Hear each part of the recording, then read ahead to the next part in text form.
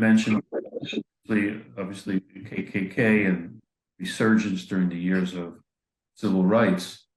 How has the ADL worked with African American groups in the civil rights movement over the years?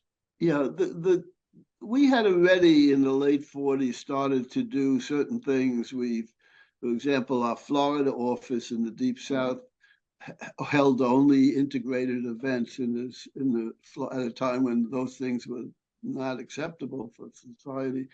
And we started doing it. But the big moment for ADL was the decision by our national leadership, known as our National Commission, on the question of whether we should file an amicus brief in what became the most famous Supreme Court decision of the 20th century, Brown versus Board of Education, which turned out to be a unanimous decision by the court, overturning the infamous Plessy versus Ferguson in 1896, which legitimized and legalized segregation in schools.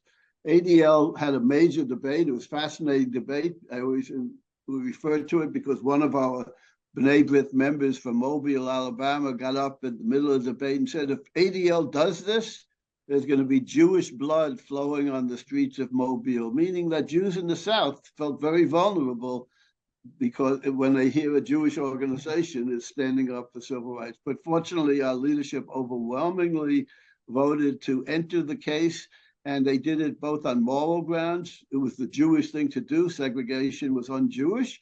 And on practical grounds, the belief that this kind of a case and the civil rights movement generally would be beneficial to Jews. And that set the stage. ADL was present.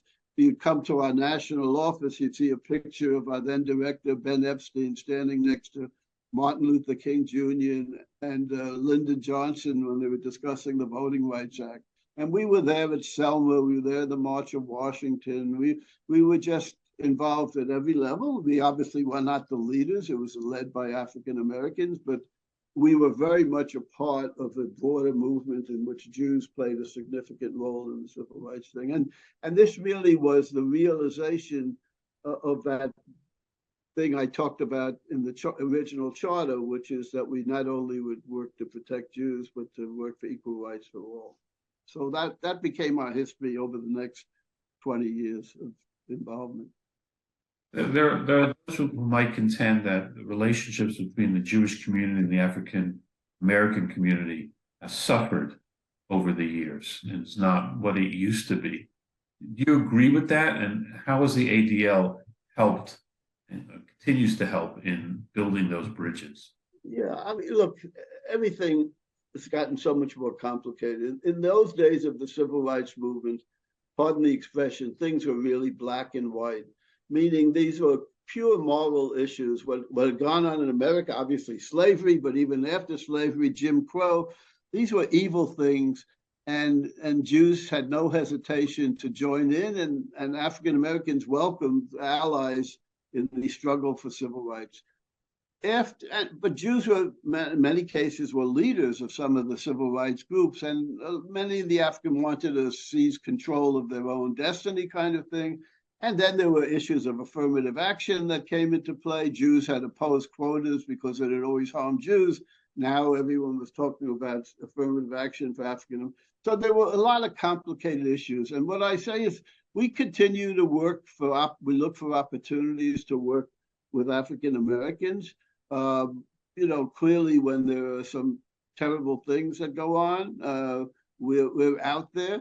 But so I would say it's not nearly as bad as some people suggest it is, but it isn't what it was back in the 50s and 60s. I don't think it really could be what it was because we have different priorities, each community different. But there still is plenty of working together.